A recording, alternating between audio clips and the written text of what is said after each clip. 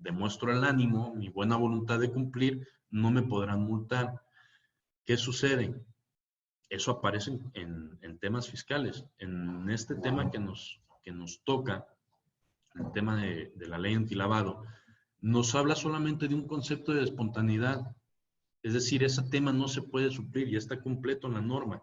Mucha gente se ha estado esperando y dice, bueno, es que cuando me llegue o si me llega a tocar una visita de verificación, pues yo agarro mis documentos y cumplo en 2, 3 horas, 24 horas antes de que llegue la verificación y yo ya estoy dentro del término y ya tuve espontaneidad. No, no pasa así. En este caso, la espontaneidad aplica para una sola infracción, que sea la primera y por una sola ocasión, y siempre y cuando admitamos esa culpa, es decir, ya estamos admitiendo una culpa para una posible o futura reincidencia. Que la reincidencia, evidentemente, una de las finalidades es que las sanciones sean más graves. Entonces, este tipo de criterios de yo cumplo de manera espontánea no son adecuados, hay que tener mucho cuidado. Esta ley es una ley de carácter especial. Entonces, si nosotros nos esperanzamos a este tipo de criterios, la realidad es que estamos mal. Podemos jugar, como mucha gente juega o mucha gente quiere jugar, a diluirse en el cúmulo de personas que realizan actividades vulnerables y que nunca les llegue a tocar. Y puede pasar, puede suceder que nunca llegue la autoridad, puede suceder que sí. Por lo tanto, la realidad es que lo primero que hay que hacer es comenzar a regularizar los temas que hemos evitado. ¿Bajo qué argumentos? Bueno, hay ciertos argumentos que tenemos en la legislación que nos permite blindar en gran medida el que no se haya estado cumpliendo con la ley. Lo que es una realidad es que es mucho mejor cumplir que no cumplir, sobre todo la cuestión de los delitos y la cuestión de las infracciones. Ahora, ¿qué actividades vulnerables existen? Bueno, la ley maneja, si no mal recuerdo, son 26 o 27 fracciones, que aquí se sintetizan, son bastante amplias. La idea es que conozcan también qué actividades se encuadran como actividades vulnerables, no solamente la actividad inmobiliaria se encuentra ahí, y podemos ver desde lo que es los activos virtuales, que es lo más reciente que se ha agregado a la ley, ahora con todo esto de los bitcoins y el Ethereum y todo este relajo. Habla del desarrollo inmobiliario, habla de juegos y sorteos, habla de tarjetas de servicios y crédito, habla de tarjetas de devolución, tarjetas de prepago y cupones, tarjetas de devolución y recompensas, cheques de viajero, la actividad de mutuo, de préstamo o de crédito, ojo, todas estas siempre y cuando no las hagan entidades financieras. Las entidades financieras, les comentaba, tienen su propia regulación. Hablamos de actividad de blindaje, inmuebles en general, la transmisión de inmuebles o la compra o venta o la intermediación en la compra y venta de los inmuebles. Hablamos de compra-venta de metales y joyas, metales preciosos, no cualquier clase de metal, no por vender vigas estaremos ahí. Obras de arte, vehículos, actividad de traslado y custodia de valores, servicios profesionales, hay varios servicios profesionales que están englobados en esta legislación. El comercio exterior, el arrendamiento de inmuebles, también en algunos casos, y la fe pública, hablando de notarios y corredores y servidores públicos. Esta ley marca umbrales de identificación y umbrales de aviso. Eso es a lo que tenemos que estar más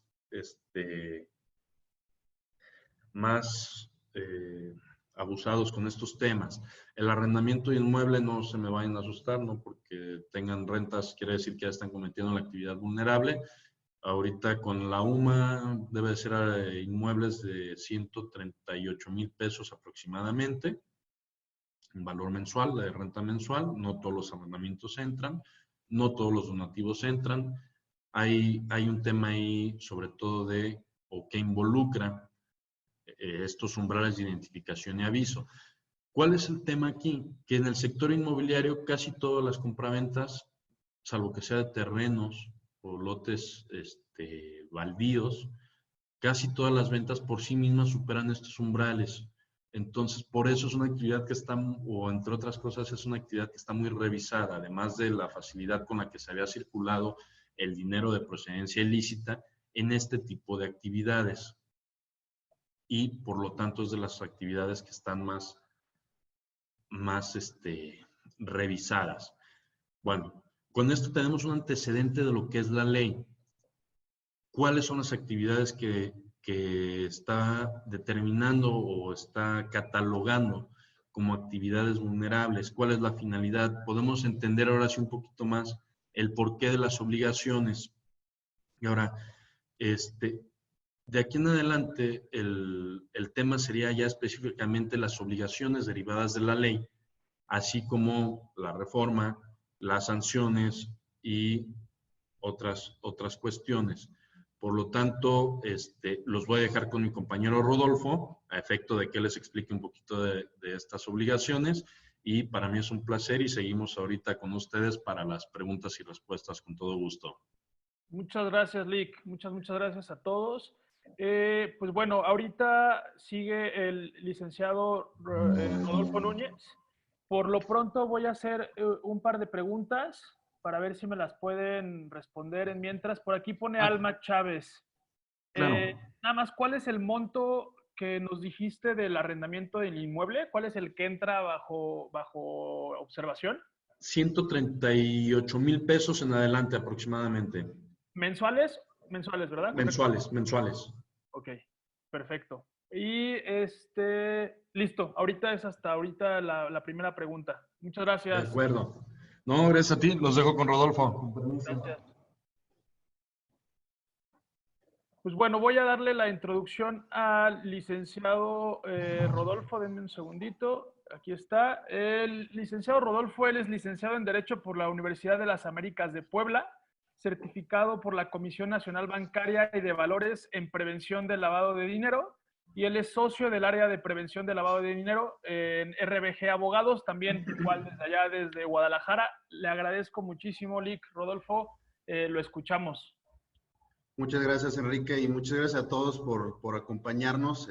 Ya lo comentó el licenciado Miguel, estamos en una situación complicada con esta contingencia del COVID.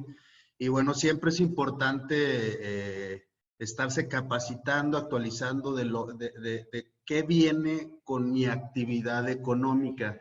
Ya vimos la parte, las generalidades, los antecedentes de la legislación. ¿Por qué es importante? Porque bueno, con esto conocemos que la autoridad tiene desde 2013 para exigirnos el cumplimiento de esta legislación. Ya habló un poquito él de las sanciones, que ahorita lo vamos a ver de manera más detallada, que son excesivas. La realidad es que ni el mismo negocio te da para pagar ese tipo de sanciones. Entonces, hay un tema recaudatorio. Creo que no sé si sea el principal, pero evidentemente sí es un tema prioritario para la autoridad recaudar. Ya lo mencionó el licenciado Miguel. Pues la recaudación no ha sido como lo esperaban. Hace falta dinero al gobierno federal. Entonces no hay otra manera más que recaudar. Y esta es una obligación que la pueden exigir desde 2013. Entonces es muy sencillo para la autoridad llegar y tocar la puerta y a ver, enséñame el cumplimiento de la legislación, de la ley antilavado. Híjole, no la tengo. Perfecto, excelente. Estás en un caso de omisión, déjate, hago tu cuentita y aquí está. Entonces, de ahí la importancia de tener como prioridad el cumplimiento de esta legislación, porque si bien es cierto, es un tema especializado, también lo es que no es algo tan complejo. No es algo tan complejo ya que nos enrachamos y nos asesoramos de manera correcta. Entonces, yo voy a hablar un poquito de ya la carnita de qué es lo que necesitamos hacer. Ok, ya vimos por qué la importancia de esto, ya vimos los antecedentes, pero qué es lo que necesitamos hacer para no caer en un caso de incumplimiento. Normalmente hay un desconocimiento muy general de esta materia. Sin embargo, los que se señalan que conocen un poco de la materia, te dicen que como la única obligación el reportar mes con mes las operaciones que se tengan. Y no es eso solamente, va más allá porque las sanciones no nada más son para incumplimiento de avisos, son para otro tipo de cuestiones que son estas obligaciones que las tengo en pantalla y vamos a irlas comentando una por una. La primera obligación, evidentemente, pues es darse de alta. Hay un portal específico para actividades vulnerables dentro del SAT. Este portal va a cambiar porque ahora ya el rol lo va a tomar directamente la UIF. Entonces, los accesos va a variar un poquito, pero al final del día va a seguir existiendo un portal único para actividades vulnerables. Para esto, pues previo a ello, por eso lo pongo como obligación indirecta, tenemos que darnos de alta en el SAT. Nuestra actividad económica hay que darla de alta y posteriormente hacer el alta en el portal de actividades vulnerables. La segunda obligación es identificar a clientes o usuarios. Aquí hay un tema importante porque en el tema de intermediación inmobiliaria hay un error muy recurrente porque no sabemos distinguir entre quién es el cliente y quién es la contraparte o quién es el usuario. Entonces, nos vamos a diversos asesores, nos topamos con cada quien una interpretación que yo creo que el cliente es fulanito de tal, por la persona que está comprando porque yo lo conseguí, yo conseguí al cliente.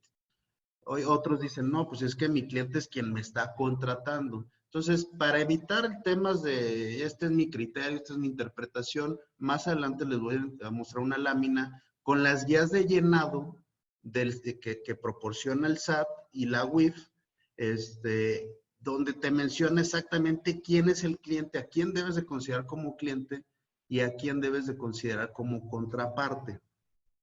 Importante. La realidad es que la ley te está señalando como obligatorio identificar a clientes usuarios, no a la contraparte. Sin embargo, se recomienda que también se identifique y se recaben documentos de la contraparte. Ahorita lo platicamos, pero nada más para que lo vayan teniendo en mente. La obligación indirecta, bueno, pues es contar con un manual de políticas y procedimientos donde te establezca, dependiendo cada personalidad jurídica, si es persona física nacional, si es persona física extranjera, si es persona moral nacional, extranjera, si es un fideicomiso, dependiendo el tipo de cliente, la personalidad jurídica del cliente, en el manual de políticas y procedimientos vamos a establecer qué documentos y qué datos vamos a recabar de ellos. Siguiente obligación, identificar dueños beneficiarios. Otro error muy común y que me atrevería a decir que no lo he visto en ninguna empresa que lo cumpla al 100%. Por dueño beneficiario, entendemos que es la persona quien en última instancia tiene los derechos de uso y goce del inmueble de objeto de la cooperación. En este caso, para personas físicas basta con que ellos señalen que no existe dueño beneficiario para que ustedes ya le acrediten a la autoridad, oye, pues yo sí identifiqué que no existiera. Aquí está la prueba que ellos, bajo protesta de decir verdad, están señalando que no existe. Pero el problema viene con personas morales. Con personas morales, la legislación establece que siempre existe dueño beneficiario. Tiene lógica. ¿Por qué? Porque te establece como dueños beneficiarios a todos los socios con más del 50% del capital social y al administrador único o miembros del consejo de administración. Entonces, segunda obligación, ya identificamos a los clientes. Perfecto. Ahora identifica quién está detrás de esa empresa. Quiénes son los socios con más del 50 y quiénes son el administrador o miembros del consejo de administración. Entonces, importante porque eso siempre lo dejamos a un lado. Dejamos la misma pregunta para personas morales. ¿Existe dueño beneficiario? Pues ellos te contestan que no. Entonces, tú das por hecho que ya estás cumpliendo con esa obligación y lo cierto es que no es así, porque siempre existe dueño beneficiario para personas morales. Actualización anual de expedientes. Aquí esta obligación es únicamente cuando tú tengas una relación de negocios con tus clientes. Es decir, que exista una relación a lo largo del tiempo, no sea una relación ocasional. Por ejemplo, yo compro un inmueble y a quien le compro, pues yo no establezco una relación de negocios con ellos. Es una relación ocasional, te compro, me vendes y se acabó, no nos volvemos a ver. La relación de negocios tiene que ser continua. Entonces, aquí el tema es que vamos a ver que sus clientes, me voy a adelantar un poquito, sus clientes son las personas que los contratan para vender. Y normalmente, o muchas de las ocasiones, quien te contrata, pues es una desarrolladora. Tengo un proyecto, hay 200 departamentos a vender y te contrato. Entonces ahí sí hay una relación de negocios, porque ya no le estás vendiendo nada más un inmueble, estás teniendo una relación continua para estar vendiendo diversos inmuebles de esa persona moral. Entonces, ustedes sí tienen la obligación en esos casos de estar año con año actualizando ese expediente que tengan de su cliente. Siguiente obligación, solicitar información sobre actividad económica u ocupación del cliente. Es muy sencillo, simplemente en sus formatos de identificación de cliente van a preguntar a qué se dedica. Ustedes ya lo saben, pues ustedes están en la intermediación. Quien los contrata normalmente es pues alguien que se dedica al sector inmobiliario. Puede ser una relación ocasional. Oye, ¿sabes qué? Pues a mí me contrató Rodolfo para vender un terreno que tiene.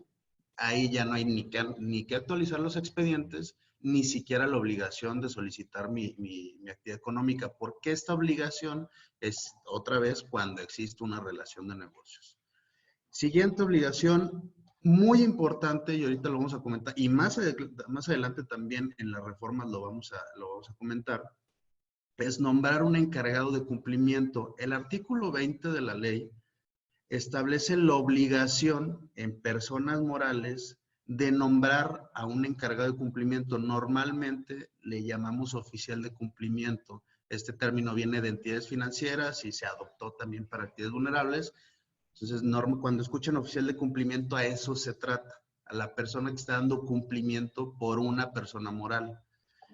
Obviamente esta persona que es la nombrada como encargado de cumplimiento, pues tiene responsabilidad y ella es la que está obligada a identificar a uno de los clientes, a dar los avisos, atender visitas de verificación, etc. en general, a dar cumplimiento de la legislación. ¿Por qué es importante?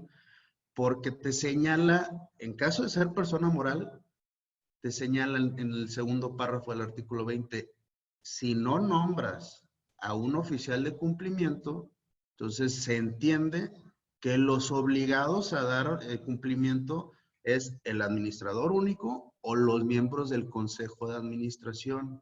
Entonces es importante, importantísimo. ¿Por qué? Porque normalmente en una empresa, ¿quién es el administrador único? Pues el dueño. Y los miembros del consejo de administración, los dueños.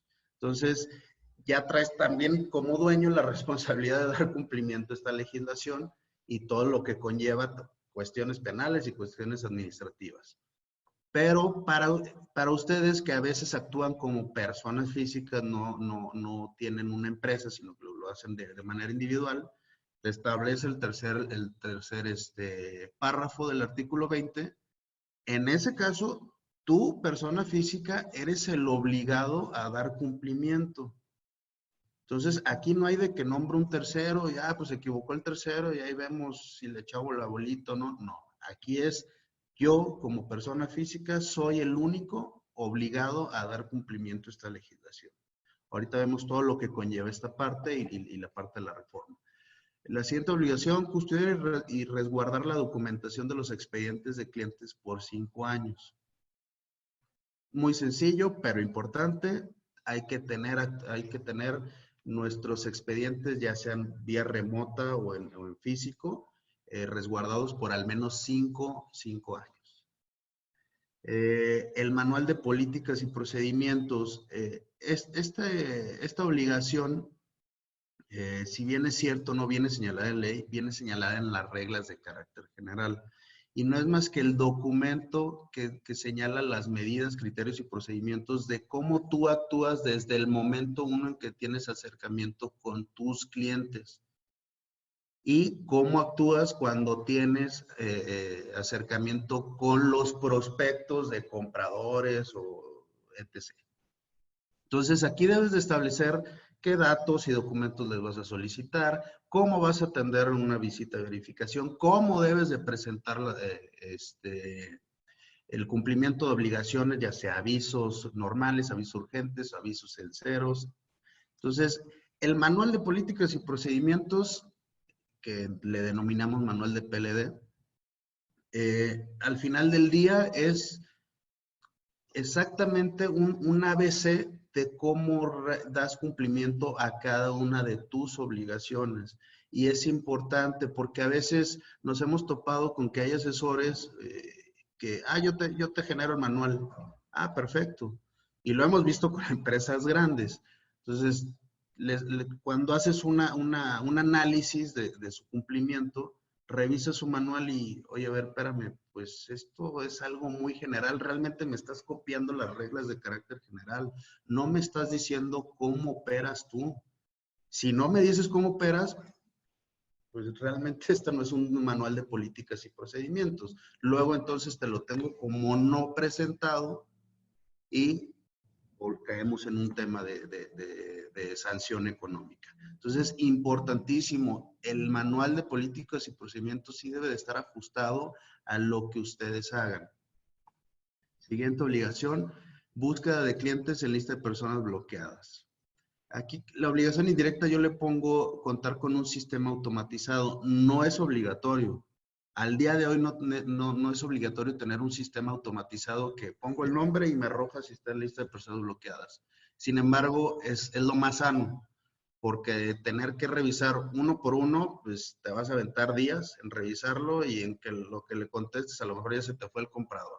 Entonces, sí es importante que tengamos un sistema automatizado que en automático hagamos la búsqueda del nombre y nos arroje el resultado. Y las siguientes 3 obligaciones son la presentación de avisos normales, presentación de avisos censeros y presentación de avisos urgentes. Presentación de avisos normales. Nosotros tenemos la obligación de dentro de los 17 días de cada mes, reportar todas las operaciones que hubo en el mes anterior.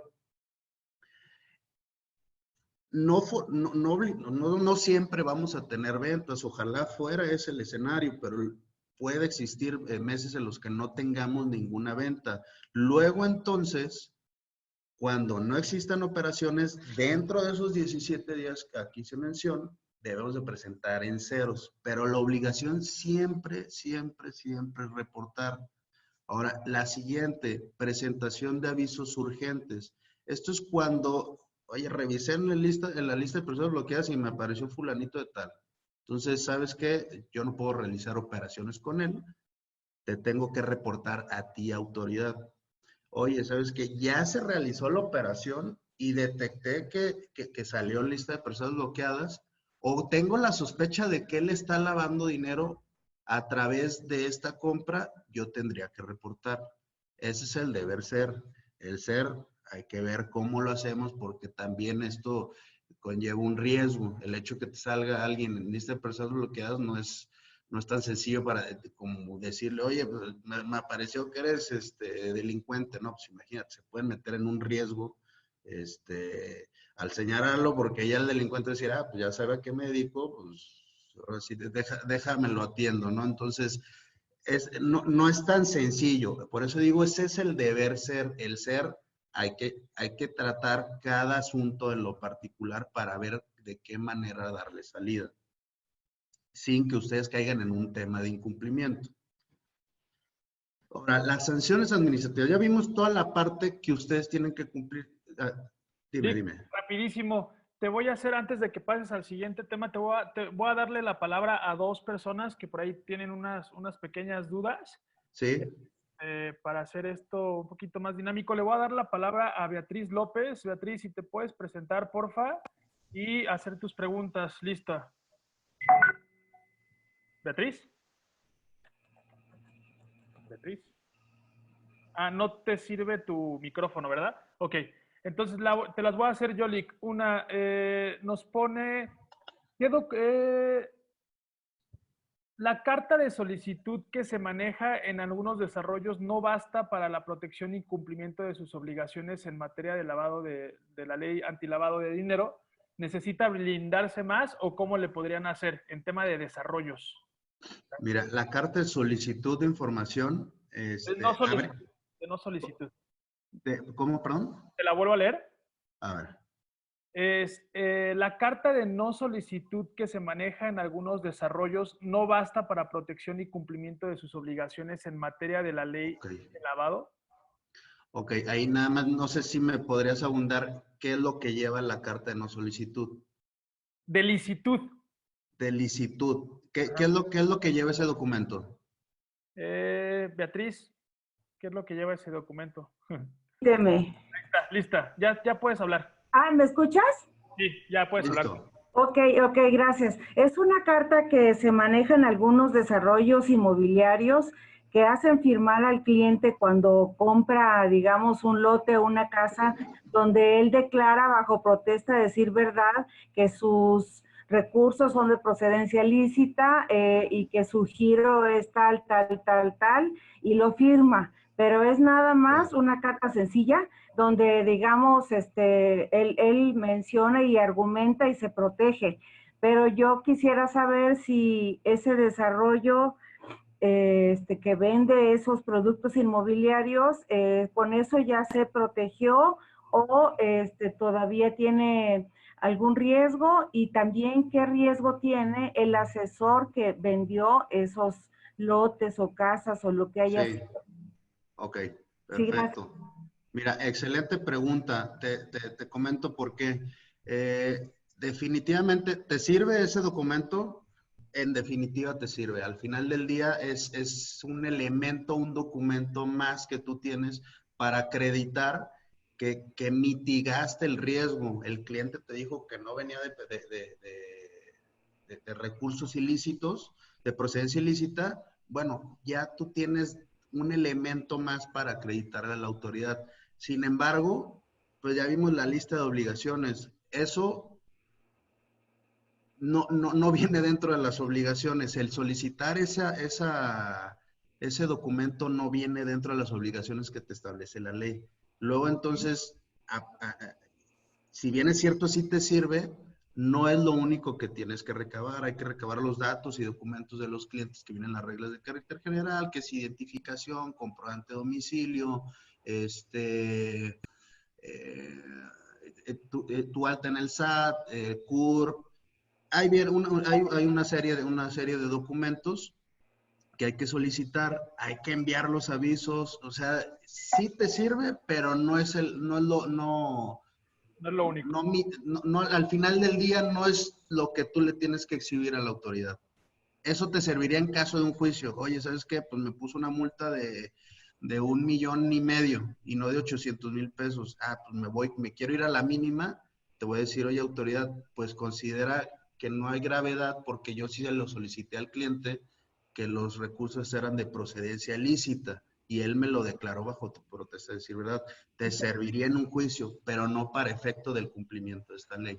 Claro. Bueno, muy bien. Gracias, Lick. Muy amable. Perdón, y la segunda parte de los asesores. Sí. Como asesores, mira, me adelanto un poquito. ¿Quiénes son tus clientes? La desarrolladora que te contrata. La contraparte es el comprador. Tú a quien estás obligado a identificar es a quien te está contratando, es decir, a la desarrolladora. Ok.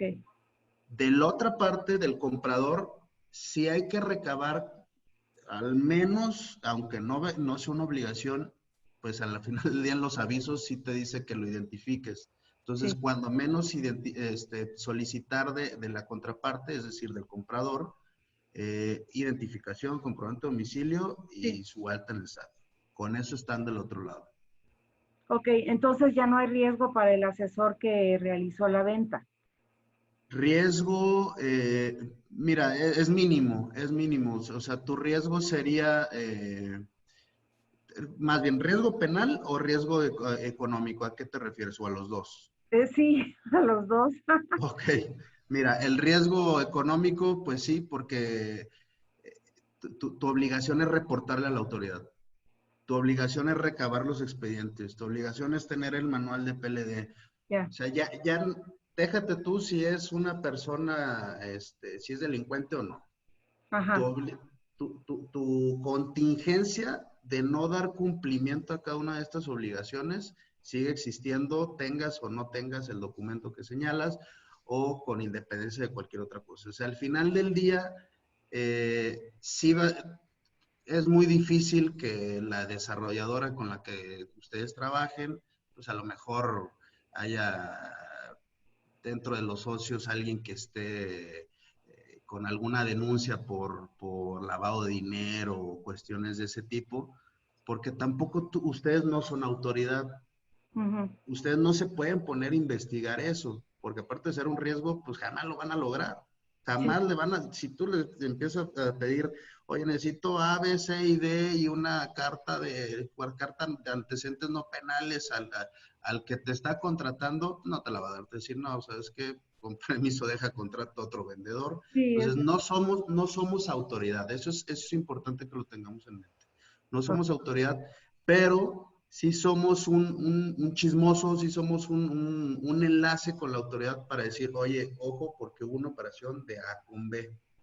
Ajá. Hasta ahí es nuestra obligación. Yo recabo los datos y documentos de esas personas y se acabó. Yo no me voy a poner a investigar. Si tu autoridad, yo ya te dije que hay una operación de A con B. Si tu autoridad tiene sospecha de B, ve y revísalo. Yo ya te di, yo ya cumplí con mi obligación de decirte que hay una operación entre estas dos personas, pero hasta ahí llega la obligación. Claro. Muy bien. Ok. Gracias, Enrique. Gracias, Lick. No, de nada, a la orden. Lick, por aquí rapidísimo, un par de preguntas más te las voy a hacer. ¿Hay algún lugar donde se puede bajar el manual de PLD? No, ese se tiene que elaborar, cada quien lo debe de elaborar. Ok, O sea, y porque nos piden que si hay forma de que nos compartan como un machote o algo para que tengan el procedimiento y el manual de políticas y procedimientos al 100%. mira, la guía viene establecida en las reglas de carácter general, el cómo o qué debe de contener el documento. Sin embargo, no existe un machote como tal. Nosotros, igual me adelanto un poquito con el anuncio que íbamos a hacer a un lado, al final, perdón. Lo cierto es que dar cumplimiento a todo este tipo de obligaciones para una empresa, no es que sea caro, no es caro.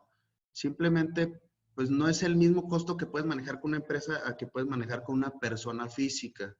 O sea, yo meterle un costo de una empresa a un agente inmobiliario me va a decir, no, pues espérame, pues mejor me arriesgo a que prendo mis veladores y que no llegue la autoridad. Porque no siempre tienes ventas, no siempre, no eres una empresa con muchos activos detrás de ti o con un capital social que te respalde. Entonces, nosotros lo que estamos proponiendo es un esquema muy atractivo, muy bajo en costo, exageradamente bajo, con el que nosotros le demos todas esas herramientas del manual, del sistema automatizado, que tengan la búsqueda de listas de personas bloqueadas, que les generen los avisos prácticamente de manera automática subiendo los datos al sistema. Entonces, si gustan, esa parte, con todo gusto lo podemos ver de manera individual. Si gustan, al último ponemos nuestros datos. Perfecto. Para que les mandemos los costos. Y te digo, la realidad es que es algo muy bajo, precisamente con la intención de no pegarles en la cartera y menos en estos tiempos. Y sí con la intención de que cumplan en un 100% absolutamente todas las obligaciones. Entonces, no se asusten, se los prometo, se los juro que es un costo muy accesible y que incluso nos estamos yendo cuando vendas. Oye, te cobro cuando vendas para que tú no te pegue la cartera el mes que no tengas ventas. Entonces, si quieren eso, lo podemos ver ya de manera individual. Perfecto. Ok, Lick, pues continuamos. Muchas gracias.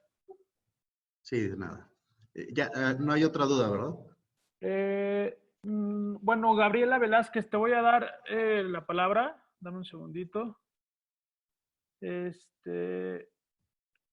Listo, Gaby, puedes hacer la pregunta. Gracias. Pues era básicamente justo lo que acaban de explicar. A mí, por ejemplo, me contrató una empresa para vender toda una plaza comercial y pues no me dan documentos. ¿Cómo me puedo proteger? Ok. Mira, tendrían que dártelos evidentemente. Sin embargo, si eso complica tu relación de negocios con ellos, es decir, oye, necesito esto para presentarle de la ley antilavado y que te digan, espérame, yo no te voy a dar esa información, tampoco hay que caer en ese pleito. ¿Por qué?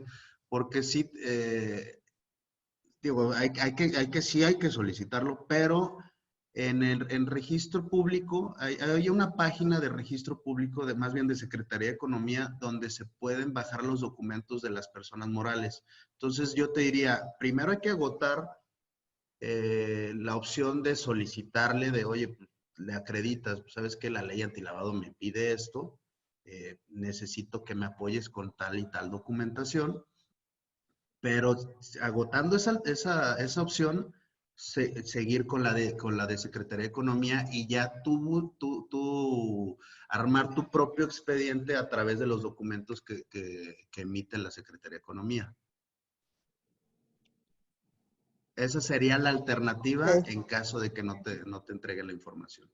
Sí, bueno, me la dan como a cuentagotas, ¿no? Pero el tema, bueno, la pregunta específica era si había algún tipo de formato o contrato que pudiese yo firmar con ellos para protección, más allá también de la documentación.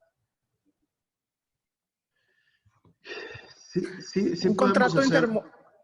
uno de intermediación es suficiente. Sí, mira, sí, pero al final del día caemos en lo mismo de la primera pregunta. O sea, la autoridad te va a decir, ok, pues tienes ese contrato, pero tu obligación era reportarme las operaciones.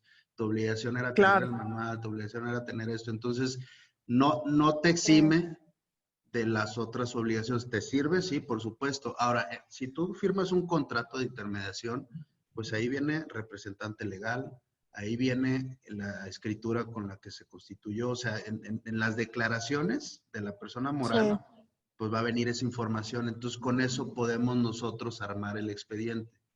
En un supuesto en el que no quisieran ellos cooperar. Y sin que tú te metas en el tema de, pues si insisto, pues me van a quitar a mí esas ventas, o sea, me van a quitar ese proyecto. Sí. Ok, gracias. Gracias, No, Gaby. de nada. Listo, Lick, continuamos. Gracias. Listo. Las sanciones. Mira, las sanciones lo pusimos en un recuadro muy sencillo. La gran mayoría van de 17,000 a 170,000 pesos. Incluso estos montos ya aumentaron, son aproximados, porque se van actualizando conforme al valor de la unidad de medida que emite INEGI. Entonces, el más cuantioso es la omisión. Por eso lo comentaba el licenciado Miguel, oye, a ver, no cumplí de X año para acá. ¿Qué hago? ¿Me mantengo en el silencio o me regularizo? ¿Ok? La recomendación es regularizarte, porque es distinto pelear a lo mejor una multa de 17,000 pesos a una de 850,000 pesos. O sea, la realidad es que vemos aquí el único supuesto donde vienen esas cantidades exageradas es en la omisión de avisos. Entonces, a nosotros como abogados nos das herramientas si tú cumples, aunque sea de manera extemporánea, porque ya tenemos argumentos para hacer valer en una defensa legal. Entonces, ya sea que logremos tumbar la multa o que logremos disminuir en un 95% tu multa, pero distinto al caso de omisión, porque ahí sí, pues, o sea, ¿con qué herramientas yo me peleo con la autoridad y le digo, oye, pues no cumplí? O sea, pues casi mi único argumento es decir, pues échame la mano. No hay ningún argumento de fondo, ningún argumento legal con el que nosotros pudiéramos defendernos. Entonces, esa es la importancia de dar cumplimiento. Si se fijan en las obligaciones, sí son varias, pero son hasta cierto punto sencillas de realizar. Es simplemente ser disciplinado, como en todo. Hay que ser disciplinado. Pues a nadie nos gusta pagar, a nadie nos gusta tener más leyes y más cumplimientos, pero es lo que hay y hay que hacerlo porque si no las contingencias después son el problema. Oye, pues yo ahora quiero apostar a que no va a llegar conmigo la autoridad y que hay empresas que le pueden representar mucho más dinero. Puede ser, puede ser. Es más, puedo incluso decir que coincido con ustedes, con quien tenga esa opinión. Pero el problema es que si dentro de ese volado de a ver a quién le toca la visita de verificación, sale uno de ustedes, pues por un tema de prevención ya traes una contingencia que probablemente va a poner en riesgo tus finanzas personales. Entonces, esa es realmente la importancia de todo esto. No es, no es un hecho de, oye, pues yo los quiero molestar para que den cumplimiento en esto y que la autoridad quiere molestarlos. No es eso, no es eso. Hay organismos internacionales que están presionando en que se cumpla con esto y aparte, pues sumarle que no trae lana al gobierno federal y que necesita recaudar, pues el hecho de omitir es darle herramientas a la autoridad para que vayan por ustedes. Entonces, ese es el tema con las sanciones. Si se fijan, todas las demás son de 17 a 170 mil pesos.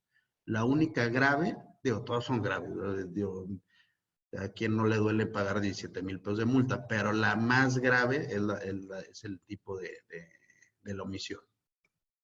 Ahora, la intermediación inmobiliaria, ¿cómo la define la autoridad? A grandes rasgos es que ustedes o el agente inmobiliario es el enlace entre el comprador y el vendedor. Digo, aquí viene la definición, les vamos a compartir el material, esa es la definición que nos da a nosotros la UIF, la Unidad de Inteligencia Financiera, pero a grandes rasgos es eso, ustedes son el enlace. A ver, ahora nada más dame oportunidad. Dice, ¿quiénes son los clientes de un agente inmobiliario? Que era parte de lo que comentábamos. No lo digo yo, no es una interpretación mía, no es una conclusión a la que llegué compartiendo mis ideas con otros colegas. No, esto es lo que dice la autoridad, lo que dice el SAT dentro de las guías de llenado. El SAT y la UIF. Dice, si quien realiza la actividad vulnerable es el intermediario, el cliente o usuario es la persona que contrate sus servicios. Me voy un poquito a la última pregunta que me hicieron. Ahí la desarrolladora es tu cliente. No me quiere dar la información. Bueno, hay que ver, hay que agotar primero esa instancia de solicitarlo de una manera legal. Oye, pues te acredito que yo lo necesito, yo necesito esta información por A, B, C y D. Porque al final del día ellos también necesitan información de ustedes para estar dando cumplimiento. Entonces, ese es, a lo mejor es un punto de mediación de dar y dar. Pero al final del día, si no es eso, hay que ver la manera de recabar la información, porque con quien sí va a ser sencillo es con la contraparte. La contraparte va a ser al comprador que ustedes le consiguieron a su cliente. Con él sí, oye, pues para comprar necesitas ABCD, pues te lo tiene que dar. Con él sí es sencillo recabar la información, pero con el cliente usuario probablemente pueda ser un poquito más complejo, pero sí o sí hay que darle solución a eso a través del portal de Secretaría de Economía que les comentaba, ir a hacer visitas a registro público, etc., etc. Entonces, ojo, lo que una nota aquí, les agregué dos notas. Como lo comentaba, en la parte de obligaciones, en la actualización de expedientes, esa obligación es cuando tengan ustedes una relación de negocios. Entonces, cuando están vendiendo inmuebles de un desarrollo inmobiliario, es evidente que sí hay una relación de negocio. No le estás vendiendo un inmueble, le estás intentando vender 10, 20, 50 inmuebles. Entonces, ahí sí hay que actualizar el expediente. Se recomienda recabar expediente también de las contrapartes, que era lo que les comentaba. Si bien es cierto, mi obligación directa es identificar al cliente, también hágalo con la contraparte, porque en los avisos sí les piden los datos de estas partes. Y porque al final del día, me regreso a mi mismo comentario, pues con ellos es mucho más sencillo, porque quieres comprar, pues necesito el ABC de esto. Entonces, con ellos es más sencillo, ya lo tenemos, pues hay que conservarlo nada más. Ahora, ¿cuándo se debe de dar cumplimiento a las obligaciones? Otro error muy recurrente incluso en los mismos asesores.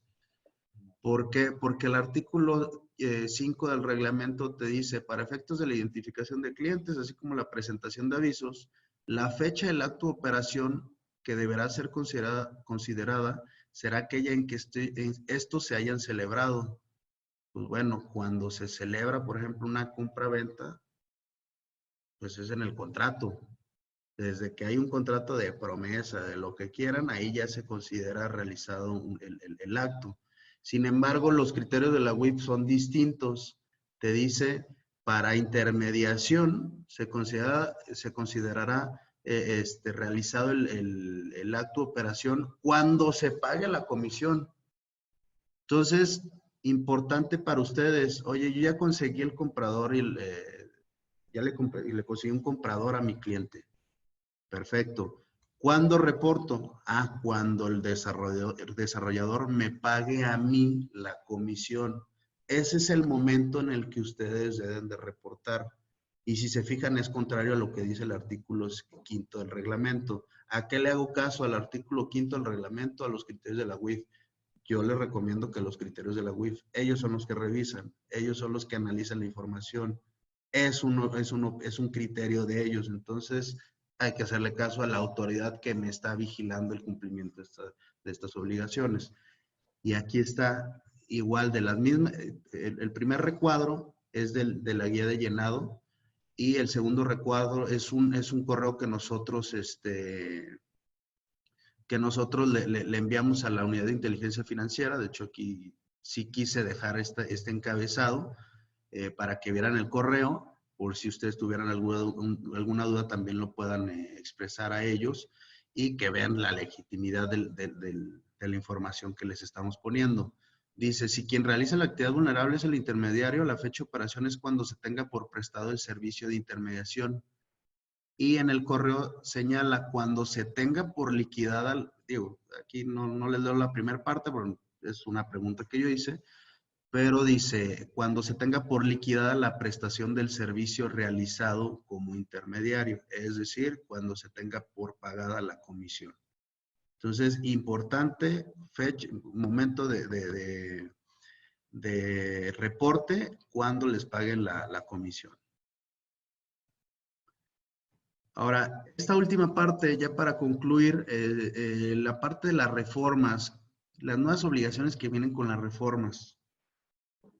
Es importante comentar este punto porque al final del día nos agregan nuevas obligaciones y esto, pues, aparte de ser molesto, porque ya administrativamente pues ya nos generó más carga de trabajo y económicamente, pues también a lo mejor, si buscan asesoría con otros despachos, pues te van a hacer la cuentita de cada una de las obligaciones y a lo mejor puede ser costoso.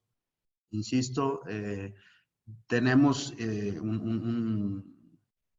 un proyecto con ustedes en lo específico, con agentes inmobiliarios que queremos proponerles, en el que realmente es mínimo el costo. Pero vámonos uno por uno con las nuevas obligaciones. Auditorías externas anuales. Cada año, dentro de los 90 días, primeros 90 días naturales del año, ustedes van a tener que reportar un informe a la autoridad, donde van a tener que contratar un auditor externo que diga, mira, ellos presentaron estas obligaciones, omitieron esta, su manual de PLD está incompleto o está completo. Es decir, te van a hacer un análisis exhaustivo del cumplimiento de tus obligaciones y lo van a reportar a la autoridad.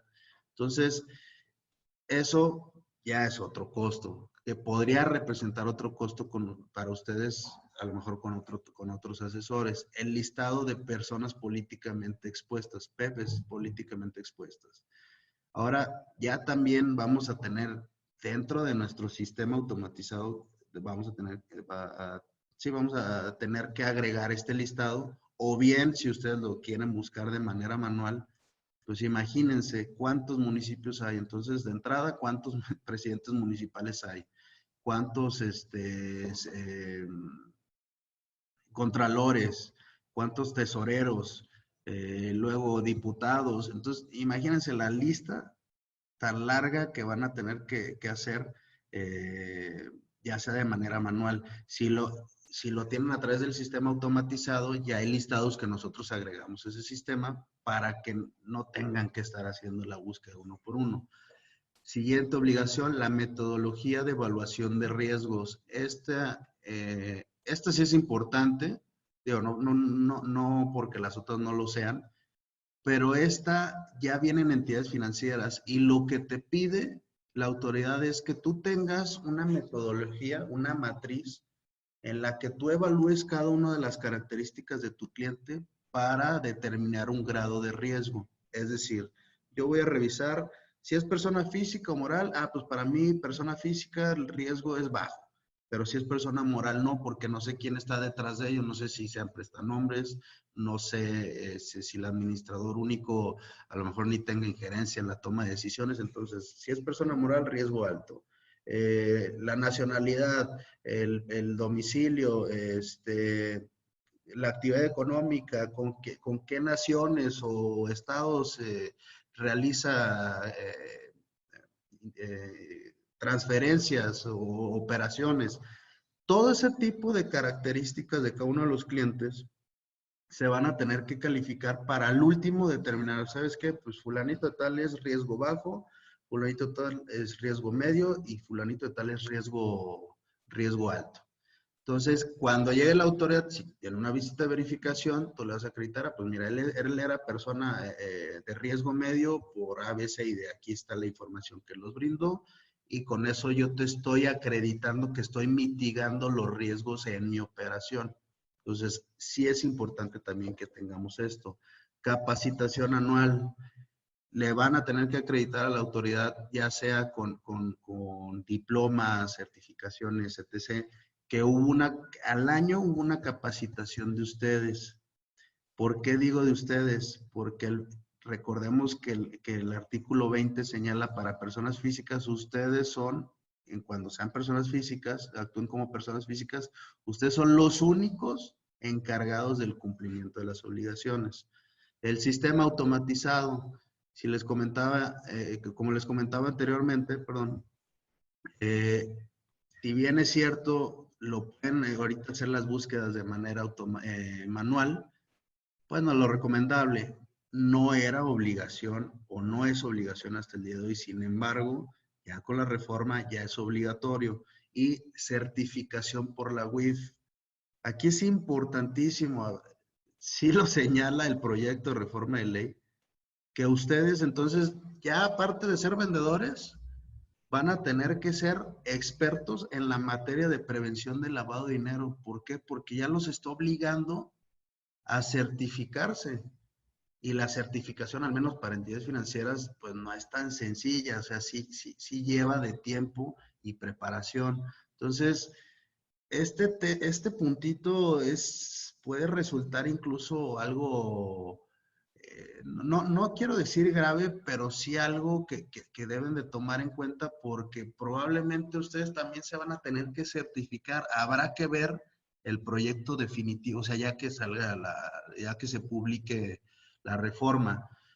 Pero como viene ahorita, como está el texto actualmente, pues la realidad es que ustedes también van a tener que certificarse. Entonces, eso pues también pues ya los llevó otro costo, a lo mejor, insisto, a lo mejor con otros asesores.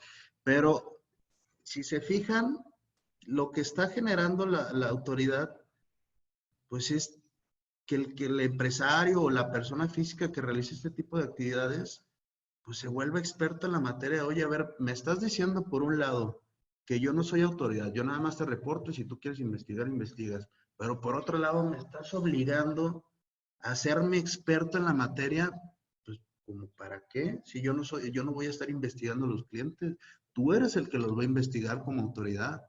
Pero bueno, al final del día es lo que tenemos y así es como parece ser que viene la reforma. Entonces, sí es importante que le demos importancia a este tema, porque ya vimos las sanciones no son baratas, son sanciones que pueden poner en riesgo las finanzas personales y bueno, al final del día es un tema especializado. Entonces, sí hay que prestar especial atención en esto. Con gusto podemos nosotros brindarles ese tipo de asesoría. Repito, sí he sido muy insistente en esto, pero creo que es importante. Creamos un proyecto específico para ustedes para que no les pegue en la cartera y que estén dando cumplimiento del 100%. Entonces, si quieren acercarse con nosotros, los datos aquí se los dejo. Les vamos a mandar la presentación. Aquí están los correos y teléfonos en los cuales nos pueden buscar. Y si no, no importa, pero sí asesórense con alguien experto en el tema, porque sí son temas bastante delicados y que, insisto, pueden poner en riesgo nuestras finanzas personales. Pues bueno, la realidad es que de verdad agradecemos mucho este tiempo que nos brindaron, esta oportunidad que nos brindaron de exponerles la actualidad de la legislación y lo que viene el día de mañana ya con las reformas, para que lo tomen en cuenta y bueno, también agradecer que están haciendo un esfuerzo por estarse actualizando pues no en este tema nada más. Supe que la semana pasada también tuvieron otra plática, entonces felicidades porque hay un interés y eso es lo primerito que hay que tener para poder estarse actualizando y blindar su operación y su cartera. Muchísimas gracias por el tiempo. Muchas gracias, Lick. Muchas gracias por la participación. La verdad es que es un tema que a todos nos atiene como asesores inmobiliarios. Es importante que todos los que estamos conectados, nuestros asesores y afiliados, Jai, lo saben. Nosotros trabajamos con ustedes como despacho. No lucramos de esto, de que cada que ustedes se les abra un servicio con nuestros asesores, nosotros les estamos poniendo a los que consideramos son los mejores, que en este caso son ustedes, Lick, para Gracias. este servicio. Y pues bueno, ahí están los datos. La presentación se las van a estar haciendo llegar por parte de marketing, de Contacto High, les van a estar haciendo llegar la presentación. Por ahí sugirieron un tema que se me hizo interesante para que después lo podamos desarrollar, Lick, que es nos proponen hacer un taller con un caso real para que puedan hacer el manual de procedimiento, para que todo lo tengan al 100%. Entonces, por ahí se los dejo sobre la mesa. Okay. Estaría interesante poder hacer este tallercito. Y una última pregunta que nos hace Guadalupe, que es algo bien cierto que nos pasa todos los días en el gremio inmobiliario. Cuando se hacen muchas transacciones, Lick, tú sabes que hay veces que nos pagan la comisión pues por fuera, ¿no? En efectivo. Este pago de comisión también necesitamos o es obligación reportarlo. Mira, nosotros, ¿qué es lo que pide la autoridad en los avisos? La fecha de tu operación es cuando se pague la comisión, pero no te piden los datos del pago de la comisión. Es decir, no te dice, a ver, ¿cuánto te pagaron? Y si te pagaron en transferencia, cheque, efectivo. No te lo pide, eso sí no te lo pide. Ok. Que ahí lo que habría que ver es si la empresa que les está pagando la comisión, pues están reportando ese pago dentro de su contabilidad o no. Porque si no lo están reportando, pues no va a figurar nunca su participación dentro de esa operación. Entonces, la realidad es que el riesgo es mínimo, o sea, no, va a ser imposible rastrear esa operación en la que ustedes están participando, porque pues, no hay, la empresa ni siquiera tiene contablemente registrado el pago de esa comisión, y luego entonces pues, la autoridad prácticamente estaría imposibilitada de acreditar o de suponer que hubo una intermediación. Nada más si hay que cuestionar o hay que preguntarlo, más bien consultarlo con sus clientes, si ellos lo están, aunque sea en efectivo, si lo están registrando contablemente. Si lo están registrando contablemente, sí reporten. Ok, ok. Perfecto, Lick. Y con este nuevo sistema, por ejemplo, acá nos preguntan otra cosa. En el tema de las rentas por Airbnb y todo eso, ¿entra? La renta de Airbnb, Ajá, ¿entra en estas regulaciones? mira, pues se me antoja, la verdad, muy difícil porque como les comentaba el licenciado Miguel, la renta para que sea actividad vulnerable tiene que ser superior a los 135,000 pesos mensuales. Perfecto. Y es por cliente. Entonces, aquí solamente que rentes en Airbnb, le rentes un mes a una persona o le rentes 2, 3 semanas, pero que el total sea superior a ese monto. De otra manera, pues la verdad es que no sería actividad vulnerable. Perfecto, perfecto. Ok, Lick, súper bien. Entonces, pues bueno, les dejamos los datos aquí del despacho de abogados. De todas formas, se les va a estar mandando toda la información vía correo electrónico a las personas que se registraron. Igualmente, a las personas que estén interesadas en afiliarse con JAI, uno de nuestros gerentes se va a estar poniendo en contacto con ustedes. Lick, si me permites tantito compartir yo pantalla. Sí, te claro. lo agradecería muchísimo. Ay, a ver, ya se me olvidó dónde lo... En la parte de Aquí, abajo. ya, listo. Muchas gracias. Voy a compartir rápido yo pantalla.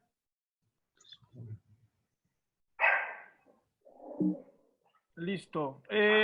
Bueno, nada más para recordarles a todos los presentes nuestro calendario de presentaciones de esta semana. Hoy miércoles en la tarde tenemos para que conozcas el desarrollo de La Pitaya, un desarrollo ecoturístico aquí a 15 minutos de Querétaro.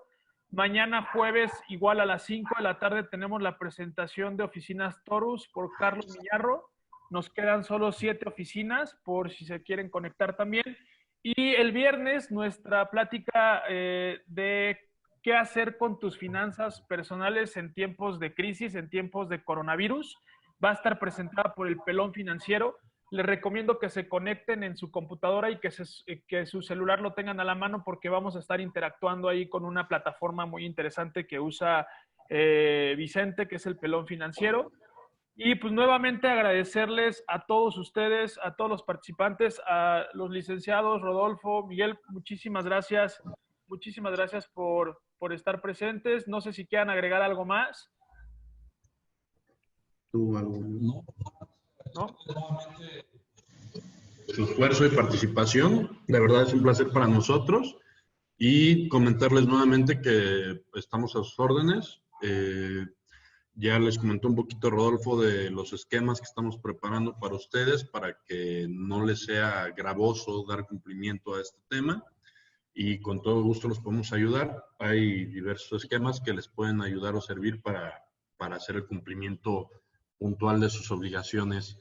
Y nuevamente muchas gracias al Grupo JAI también que hace posible esta conferencia y nuevamente a los asistentes. Muchas gracias. Pues cualquier duda que tengan a todos los que se conectaron, contáctese directamente con los abogados. Ellos los van a llevar de la manita para que pues, puedan hacer el cumplimiento de sus obligaciones y no nos afecten nuestro bolsillo con ese pago de sanciones que pues, no están nada chiquitas, ¿no? Les agradezco muchísimo, que tengan excelente día. Por favor, cuídense, no salgan de casa y aquí estamos al pendiente en JAI Inmobiliaria. Saludos, gracias. Hasta luego. Gracias. Hasta luego, bye.